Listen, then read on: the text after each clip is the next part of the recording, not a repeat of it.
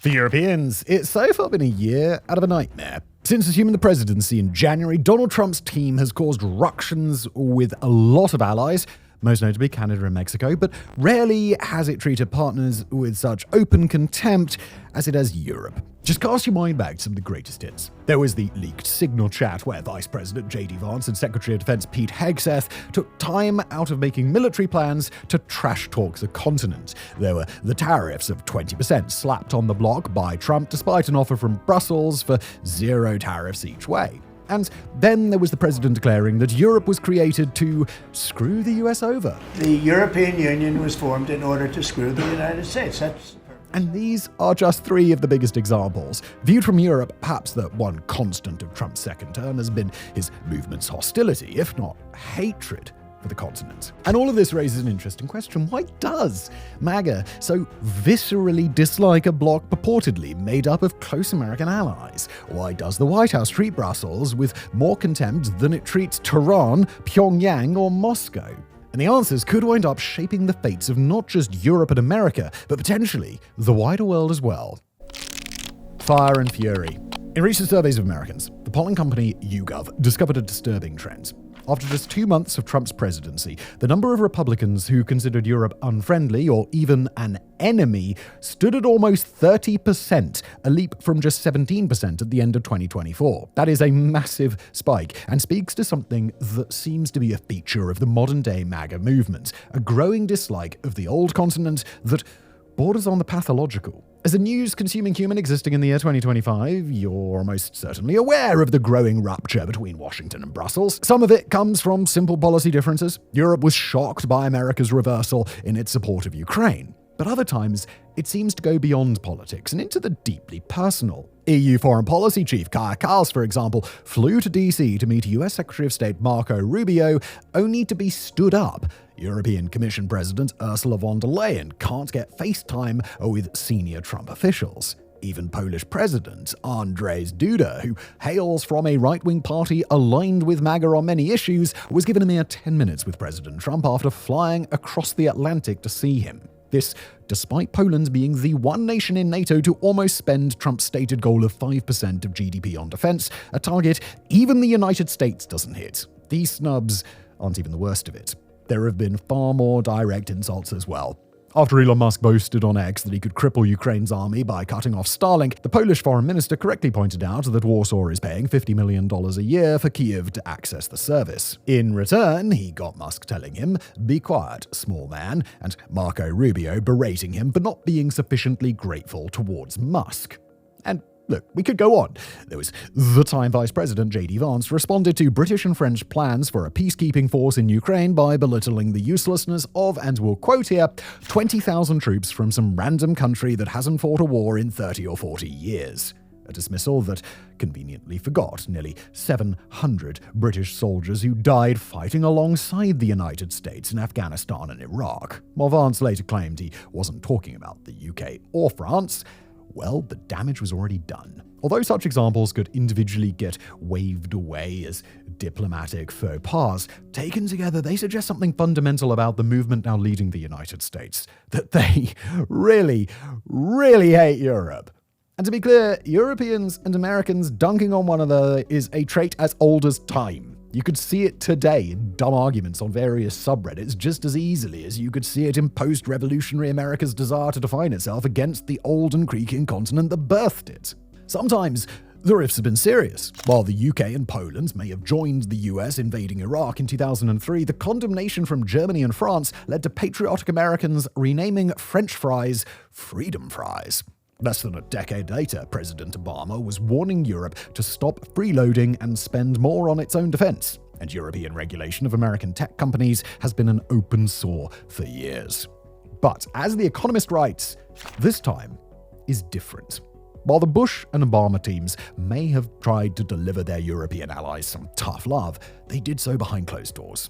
Even during Trump's first term, his public berating of European capitals was at least tempered with warm words towards those he felt were pulling their weight. In 2017, he gave a speech in Warsaw which began with the words, "America loves Poland, and America loves the Polish people. Thank you." Now, those warm words seem to have vanished.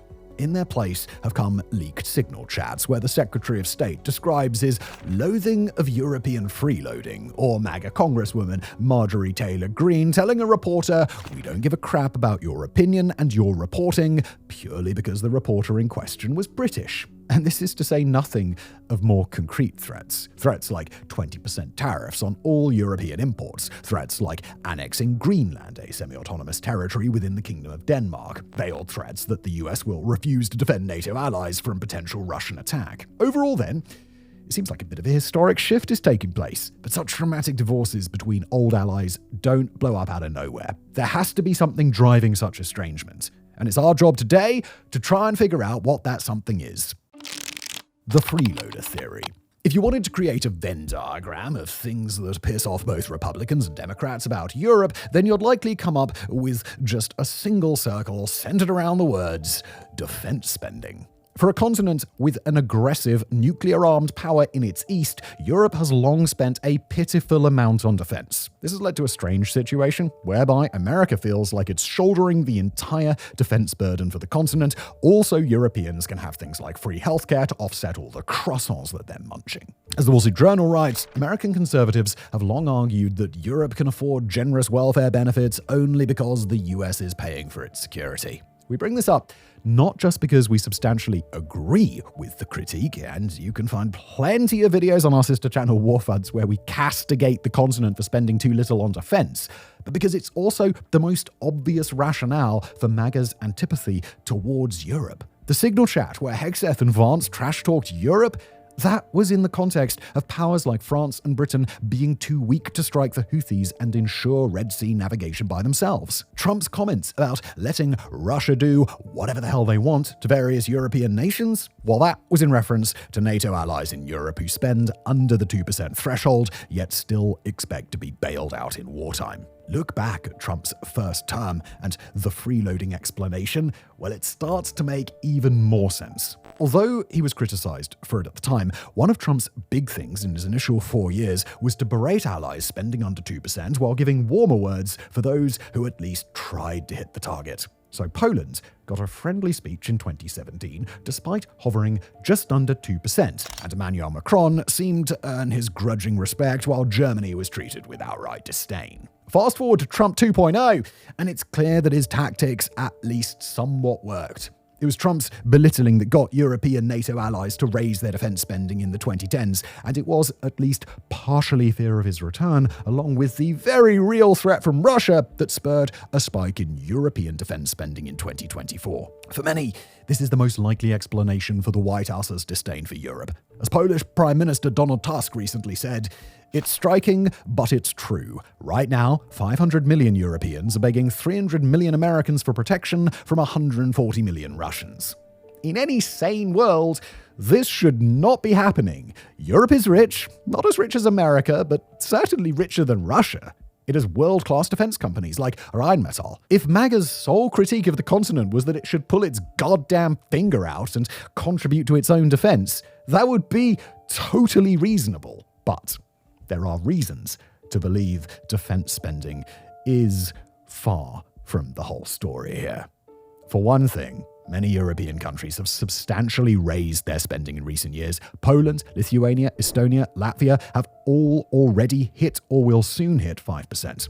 Across NATO's European countries, the vast majority now commit at least 2% to their defense. Crucially, though, that has not stopped the hostility. Poland is NATO's golden boy, yet President Duda was snubbed by Trump and its foreign minister publicly berated by Marco Rubio and Elon Musk. Britain has consistently spent over 2% for years, yet British troops were dismissed by J.D. Vance in his infamous random countries comment. More to the point, European allies are not alone in having a history of underspending. Over in Asia, Japan spent under 1% throughout the 2010s and today still spends just 1.8%. The Philippines last spent above 2% in 1996. Yet, as The Economist notes, America's Asian allies underspend on their armed forces, but are facing no such abuse. Now, if defense spending was all it was, Warsaw and London would be being held up as shining examples, while Tokyo and Manila would be getting slagged off in signal chats. The fact this isn't happening suggests that something deeper's going on here. something that may be rooted not in politics, but in Trump's own personality. The Trump factor. If there's one thing that even Trump's most ardent supporters would likely admit about him, it's that he's transactional. In a positive telling, that means he's constantly looking for ways to get America a better deal. Sure, it might come at the expense of diplomatic niceties, but if it winds up with US exporters paying lower tariffs to Europe, who cares? But you could also give it a negative angle, one in which Trump's quest to gain a business advantage over allies extends to using all available leverage. Leverage that, in the case of most of Europe, includes US defense guarantees in the form of NATO. Search the words Donald Trump NATO protection racket, and you'll find countless articles suggesting that the presidency's military alliances primarily is a way of extracting concessions from weaker states. Persuasion Magazine, The Atlantic, The Telegraph, and the International Institute for Strategic Studies have all written variations on the following, this one from The Telegraph. It is almost inarguable that the president and many of his subordinates seem to regard America's alliances as little more than a glorified protection racket. The theory here is that Trump sees any state that relies on the US for its protection as weak and regards such weakness as deserving of utter contempt. And the EU, which is all but 4 of its 27 states in NATO, is therefore in an extremely unenviable position. There's some evidence for this. After all, Europe is not the only military ally Maga treats like dirt. Canada is also in NATO and also facing tariffs and threats of annexation. Over in Asia, South Korea has already dealt with Trump's demands that it start paying eye-watering sums each year for the American presence stationed there. Then there are the chilling hints that Trump instinctively respects leaders that he sees as strong, even when they are avowed enemies of America. The New York Review of Books opines that Trump sees Vladimir Putin as a brother-in-arms, an alpha male who, like him, is also hated by Europeans and Democrats. This is at least partially what's behind the worry that Trump wants to align the United States with Russia, an alignment that would necessitate sacrificing many European countries to a Russian sphere of influence. To quote Foreign Policy, speculation about Trump's affinity with Putin has been swirling for years. Those sympathies now appear to be guiding US policy. Now, if that's true, then the root of MAGA hatred for Europe is a belief that Washington and Moscow are more neutral allies than Washington and Brussels. That Russia is a virile, manly country that Trump can do business with, unlike those cheese-eating surrender monkeys. And hey, maybe this is true. Given that we lack a direct doorway into Trump's subconscious, all we can do is shrug and say, yeah, maybe, could be, couldn't it? But not everyone's convinced. Others think there are far more prosaic reasons why the current White House treats Europe like the proverbial turd in the geopolitical punch bowl. A reason that's less to do with Trump himself and more to do with the new oligarchy that he's surrounded himself with. That's right, it's time for us to discuss the Tech Bros. Tech Bro Revolt. One of the interesting aspects of Trump's second inauguration was the people he chose to seat nearby. Elon Musk, Jeff Bezos, Mark Zuckerberg, Tim Cook, Google's Sundar Pichai. The row of people directly behind the 47th president was like a dummy's guide to America's tech elite. Nor was that row of billionaires the only sign that Trump 2 Electric Boogaloo is dominated by what gets called tech bro culture. J.D. Vance was apparently picked for the VP ticket after lobbying by Musk and venture capitalist David Sachs. During the election, much of Silicon Valley wound up lining up behind Trump and his campaign. Now, you might at this point be thinking, wait a minute, Simon, what's it got to do with Europe? Well, okay, here's where it gets interesting. Back in 2022, the EU adopted the Digital Services Act, an ambitious piece of legislation meant to regulate harmful content and the spread of disinformation on the internet. Fall foul of it, and any social media company could potentially be fined up to 6% of its entire global revenue. Now, you could reasonably ask, how would the EU enforce something like this? After all, the world's biggest tech companies, they're nearly all American. Couldn't Meta just flip Brussels the bird and shut off its services? The trouble is, most of those companies desperately want to access Europe's enormous market. So big and wealthy is the European market that there's even something known as the Brussels effect, whereby global companies change their standards across the board to comply with EU rules. And the rules that the EU wants tech companies to comply with, they're pretty draconian by American standards. So draconian that Musk and others decry them as censorship and attacks on free speech. Here's where MAGA comes in. One theory, articulated by Pub Affairs Brussels and others, holds that the administration's current enmity toward Europe is driven by tech titans who have the ear of President Trump. Guys like Musk and Zuckerberg, who are at pains to convince the president that European tech regulation is on par with Chinese censorship. Now, if that sounds a little bit out there, just know that Vance himself has hinted as much. On the campaign trail, the VP declared that Europe regulating X would be seen as an attack on American values, even warning that such an action might lead to the US pulling out of NATO. Now, that's a pretty extreme position to take, and it's likely so by design. Brussels is currently investigating X for breaching the DSA, and there are rumors that the fine could be in excess of $1 billion, perhaps far in excess of that. From the European perspective, this is a necessary corrective to social media companies that seem to be allowing terrorist content and deliberately boosting far-right parties on the continent. From the US perspective, it looks like Brussels targeting some of America's biggest companies. The idea then is that the tech contingent close to Trump have helped gin up this hatred of Europe, partly for reasons to do with censorship and partly to protect their cash cows from expensive regulation. Now, of course, to square this circle, you have to try and figure out why, if Trump is so beholden to big tech, the Federal Trade Commission is still pursuing its antitrust lawsuit against Meta. And that may be why others prefer a far more simple explanation. One that doesn't involve regulation or military expenditure or Donald Trump's psyche, rather just good old-fashioned American culture wars. A continent of Democrats.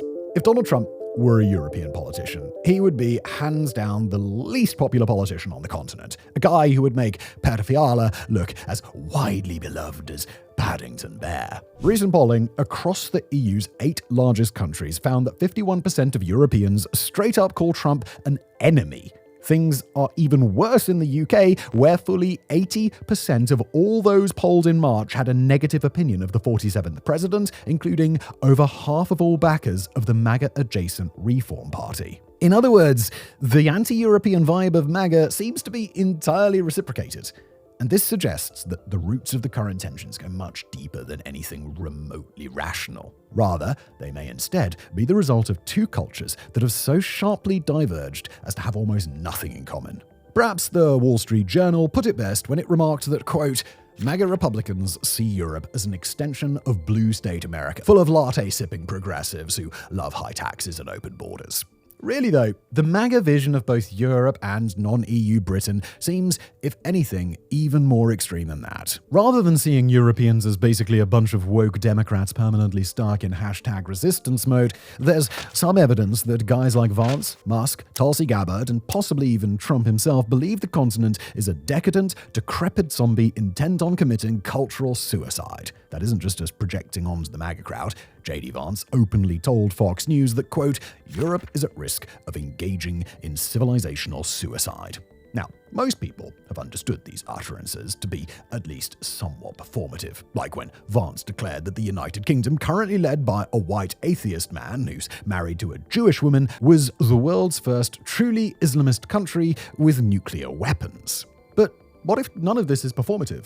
What if Trump's closest allies really, truly believe that Europe as a continent has abandoned Christianity, deliberately imported boatloads of immigrants to displace the local population, and is on the cusp of falling under Sharia law? Well, as The Economist writes, quote, for them, Europe is a cautionary tale, what America might degenerate into without Mr. Trump's help. To anyone who actually lives in Europe, this is the stuff of fantasy. While immigration is definitely a hot-button topic over here, as it is everywhere, the image of a Europe under Islamic occupation, that's just not true. A mere 6% of France's 68 million citizens identify as Muslim. In Poland, a country of almost 37 million, there are 25,000 followers of Islam.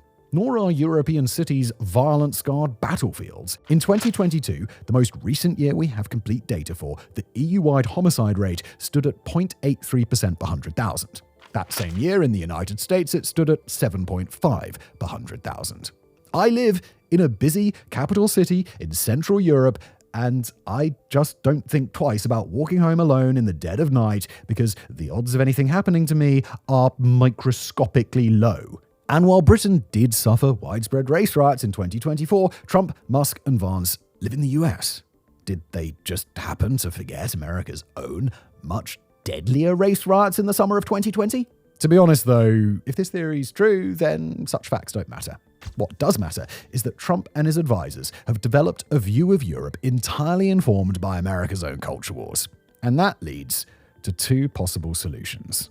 One is the tear it all down solution, the idea that Europe is irredeemably decadent and should be put out of its misery. Something the US could achieve by allying with Russia, tariffing the living shit out of Brussels, and letting the continent quietly implode. So far, this actually seems to be the solution favored by Trump. The second solution, though, is far more radical. Not to let Europe die, but to save it. Seemingly favored by Elon Musk and perhaps by J.D. Vance, this lens suggests that MAGA doesn't actually hate the old continent, but is instead in the process of giving it some of the toughest love ever received by anyone. Saving Europe from itself. Quote, "I think J.D. Vance seriously loves Europe." Those were the words of conservative writer Rod Dreher reflecting on a 2018 trip to Paris with Vance for the Wall Street Journal. And while you could write these things off as just the reminiscences of a travel buddy, there are other signs that parts of MAGA have a real soft spot for the old continent. Perhaps the biggest comes from Elon Musk. Although he may have openly mocked leaders like Britain's Keir Starmer or Poland's foreign minister, Musk also appeared on a live feed at a conference with Italian Deputy Prime Minister Matteo Salvini, where he called for turning the US and the EU into one giant free trade zone, complete with free movement of people. That's not something you'd suggest if you truly believed Europe was a civilizational dumpster fire beyond saving. To get to an interesting aspect of MAGA's anti-Europeanism, some of the movement's biggest cheerleaders really seem to love parts of Europe. We don't just mean they love Hungarian Prime Minister Viktor Orban, who is so openly anti-EU and pro-Russia that he's basically cosplaying as the continent's fifth column. We also mean people like Italian Prime Minister Giorgia Meloni, who doesn't seem to believe in breaking up the bloc, even as she looks to imprint her own right-wing views on it. For her efforts, Musk handed her a Global Citizen Award. Of course, even Musk backs some openly destructive parties. AfD in Germany is explicitly both anti-European and anti-American, as well as often very pro-China, to the extent that its leaders have denounced Western powers, quote, fueling provocation around the Taiwan Strait. But still, it's striking that there appears to be at least one faction of MAGA that wants to remold Europe into their image rather than destroy it. The IISS has reported on MAGA-affiliated think tanks that are promoting European parties that want to move the EU in an explicitly Trumpian direction. Whether this will work or not, that's an open question, because what Musk might see as an attempt to create a Europe that aligns with Trump's America, a whole lot of Europeans see as the meddling of a hostile power. Here are some recent polling figures. According to the Eurobarometer survey taken in all 27 countries, pro-European feelings recently hit their highest level since 1983. Specifically, 74% of respondents felt their country benefited from EU membership, while 62% wanted the Union to play a more important role. At the time, opinions of America crashed after Trump re-entered the White House. Prior to the inauguration, America had favorability views of around 50% in Sweden, Germany, France, and Denmark. By the end of February 2025, YouGov's Eurotrack survey saw those numbers plummet to anywhere between a low 32% in Germany and a grim 20% in Denmark. Similar but shallower drops were reported in Britain, Spain, and Italy. As for Musk himself, well, an eye-watering 80% of Britons had an unfavourable view of him in March. If the goal really is to win hearts and minds, then the project can only be branded as an abysmal failure. And maybe that's to be expected. People tend to react badly to insults and what they see as outside meddling in their politics. As foreign policy notes from the European perspective, quote, Trump, Elon Musk, Vance, and the rest of the MAGA team are openly backing illiberal forces in Europe. In effect, they are trying to impose a far-reaching regime change throughout Europe, albeit without using military force. So, those are the theories as to why MAGA seems so anti-European. But that still leaves us with one more question that needs answering. What might this newly antagonistic relationship lead to? The fate of the continent. Officially, European leaders will say that the relationship with America can be salvaged, that Brussels and Washington remain partners even if they're today sleeping in different bedrooms and leaving one another passive-aggressive notes on the fridge. Unofficially, some on the old continent believe that the divorce papers are already in the mail and all that's left to do is get out with as much of their dignity intact as possible. You can see signs of this in the events of recent months. When Trump unveiled his Liberation Day tariffs, Brussels didn't just hunker down and try to wait out the storm, but actively prepared a raft of countermeasures. In mid-April, the Financial Times reported that, quoting here, the European Commission is issuing burner phones and basic laptops to some US-bound staff to avoid the risk of espionage, a measure traditionally reserved for trips to China. In other words, Europe is starting to treat America like a possibly hostile actor, and once nations start down that path, it becomes increasingly difficult to reverse course. Here's the New York Review of Books, quoting, "The designation of the EU as an enemy power has created an irreversible logic. It is not just that Europe can no longer assume that the US is benign, it must reckon with the possibility that it will be actively malign." That means taking countermeasures that are likely to increase US hostility, potentially trapping both in a disastrous cycle with only one logical outcome: a complete rupture in the transatlantic relationship. As one official told the Financial Times, the transatlantic alliance is over.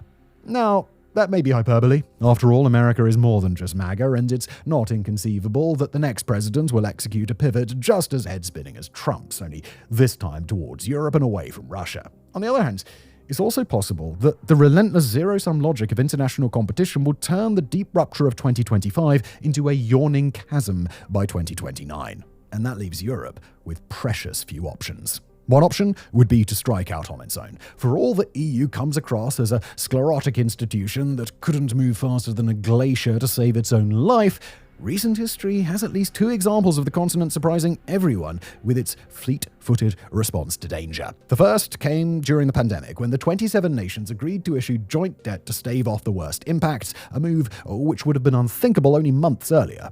The second came during the Russian gas cutoff of 2022, when regulations were bypassed and scrapped in order to get new terminals for receiving liquefied natural gas up and running in mere months. And while both those examples did have painful after effects around inflation and energy prices, they allowed the continent to avoid the worst outcomes some were predicting. So let's assume a Europe that's divorced from America, that realizes the gravity of the situation and kicks itself into emergency mode.